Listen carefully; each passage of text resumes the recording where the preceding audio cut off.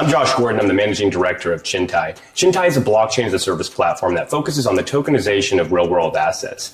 As stated by Larry Fink, the next revolution in the security space is going to be actually the tokenization of securities. So let me tell you a little bit about Chintai. Chintai was founded in 2019. We have 2 securities licenses from the Regulatory Monetary of Singapore, both the CMS and the RMO licenses. We have over 30 people now and growing globally, from Germany to Singapore and in the United States. We focus obviously on a SaaS process that tokenizes things from private equity funds, hedge funds, real estate funds, ESG funds, across the board alternative assets. So what's the problem and why does tokenization need to come into place? The problem is a combination of fragmented private markets, liquidity constraints, and difficulty in maintaining compliance. Blockchain solves a lot of those problems. Here's how Chintai does it. We are licensed and regulated first off of the Monetary Authority of Singapore, like we said before, and our entire process was built on-chain based off of an actual structure that was given forth by the Monetary Authority of Singapore through Project Guardian. We have a cohesive solution for tokenization and fund management software that's essentially like a combination of a fund management software like, let's just say, Juniper Square or InvestNext, as well as a Shopify individual customization of your overall platform or your fund that you want to launch. And, we obviously have the tokenization and blockchain component all wrapped into one.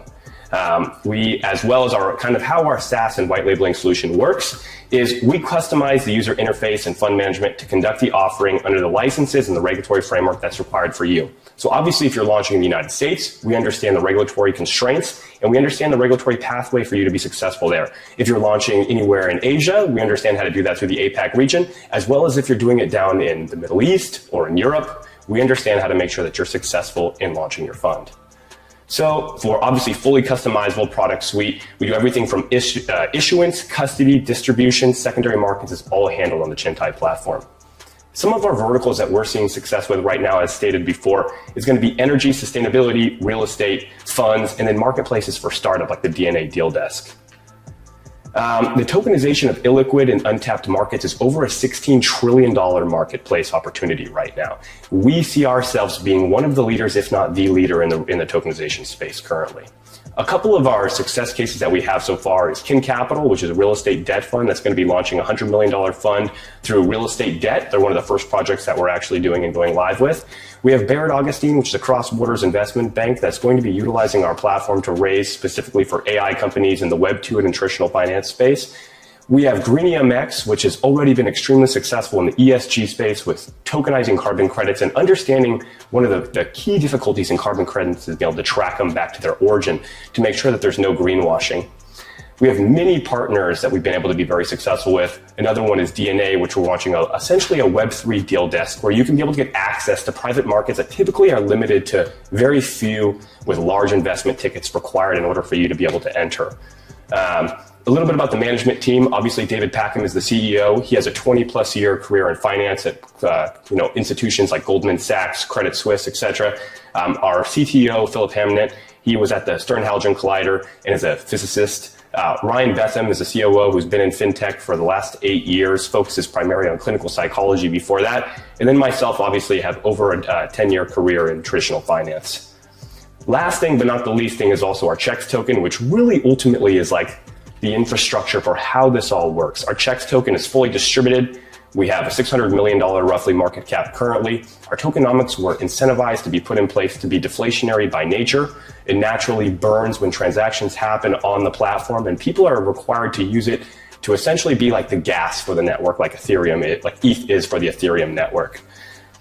So if you're looking to place an investment in this space, especially in the Web3 space, we see RWAs being one of the leading narratives moving forward in 2025. Chintai is positioned perfectly to capture that narrative and to be able to move forward as one of the leaders in the space.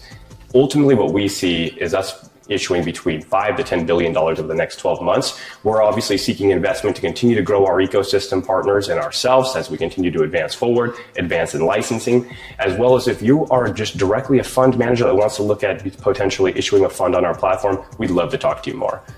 So traditional crowdfunding sites, one of the limitations they have obviously is, first and foremost, they're not going to allow you to do cross-border payments, and they have limited and restricted KYC based on your jurisdiction that you're in. So one of the things that Chintai can do is if you're trying to raise money for, let's just say you have a fund individually in the United States, but you want to access capital globally, we can help with the payment rails for you to be able to do that. Obviously, second from that is you can fractionalize it down to whatever customized level that you need individually. So if you're launching a $10 million startup and you're looking to raise capital, the requirements are very specific in order for you to do that. We can help create a very positive marketplace for you to be able to do that for your individual asset. So there's many pathways you can do in the United States. You can do everything from a Reg D through 506C. You can look at a Reg A. You can be able to look at a Reg CF. Depending on the amount of money you need to raise and how you want to solicit it is going to be really the specific way that you're going to need to kind of focus on that criteria. But we can help you navigate the regulatory pathway to make sure you're doing it correctly. It's very fast. So ultimately, when you're building out a new platform from start to scratch, that's where it takes a lot of time. The infrastructure is already here. So for us, it does not take long for us to go from essentially, you bring us your fund with your LLC docs to going to just getting the SPV set up, to setting up a feeder fund to be able to launch and tokenize the SPV for your individual fund. You're looking at about a max 4-week process from start to finish. So the limitation on investors is only down to the actual regulatory pathway that you decide.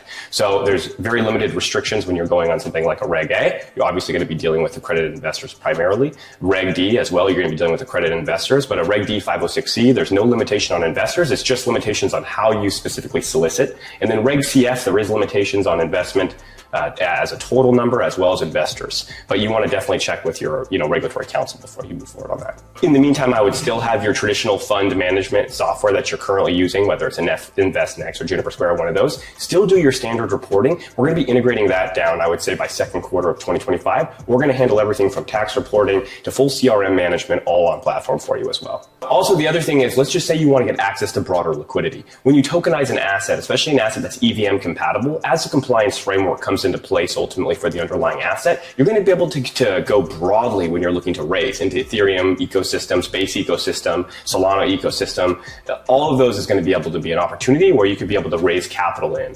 Also, one of the key things that's very interesting, if you're looking to create a DeFi style product in a traditionally TradFi space, it's very limited now, and there's no way to do it with any traditional fund management and kind of like crowdfunding tool. We're giving you the best of the crowdfunding tools as well as tapping you into the DeFi ecosystem. So one of the biggest issues right now that you have is actually the amount of money that's locked up in LPs. I believe the number off the top of my head is like almost $1 trillion right now is actually locked liquidity between 3, 5, 7, 10-year LP terms that people are sitting on in these venture cap funds. And they may have huge positive gains and they want to exit those positions. Right now, it's very difficult for people to be able to do that without taking massive haircuts. With a Chintai solution, we create an ATS, alternative trading system, that's individually built and designed around the fund and the GP that wants to be able to offer liquidity on these secondary positions. The idea is to free up untapped markets that are not being currently accessed in this liquidity pool, where now we can bring that money back into the public markets, private markets, and be reinvested. It's not only easy, it not only gives you the ability to get access to the DeFi ecosystem, it also gives you the access to build your own individual trading platform as well. So let's just say that you're launching a real estate debt fund and you want to go raise 10 million and you know you can oversubscribe to it. You could potentially be looking into a situation where you could have day one liquidity, where you could have people come in and out of your fund monthly on a fund that typically requires somebody to come in at $500,000 to be able to get access to this type of ticket, or $1 million or $5 million.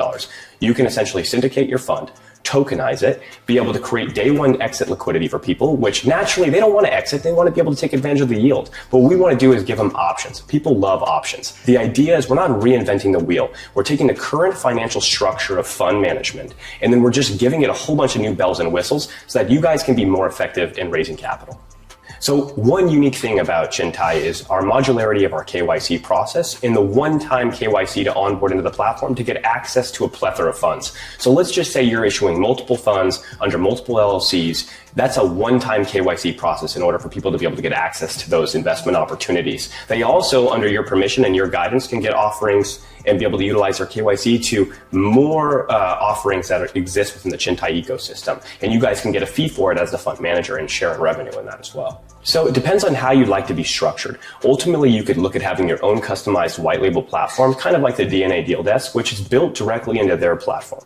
So it's in your website and it's a link that you click and everything is full white labeled to you. It's your platform. Chintai operates in a Shopify style atmosphere for that. If you want to be able to be in a general marketplace, there's also an opportunity for that. That's going to be coming up here shortly down the road. The whole goal with Chintai is we didn't want to necessarily go and launch a centralized marketplace when we only have a couple dozen assets and maybe a few hundred or a few thousand accredited investors. We want to be able to have a robust marketplace with licensing that's multi-jurisdictional, from broker-dealer ATS to MAS licenses. We want tens of thousands of accredited investors, and we want the top fund offerings to be able to be there and be the largest RWA marketplace down the road. Ultimately, that's probably going to be in about 12 months from now. In the meantime, our primary focus is help building out and empowering individual fund managers to be able to utilize tokenization. So ultimately, when you sign up on any individual white labeled platform, your KYC is transferable. So if Chris wants to let you give us permission for you to get access anywhere else within our platform, that can exist. But ultimately, each person that signs up on one individual person's white label platform is ring fenced for that individual issuer. What we saw an opportunity for us to be able to scale RWA. Everywhere I went, at every conference from Consensus to Bitcoin to Token 2049, people said one continuous thing, was that ultimately, how are you going to solve liquidity and how are you going to solve distribution? Well, that's not really possible until you have what? People used to tokenization.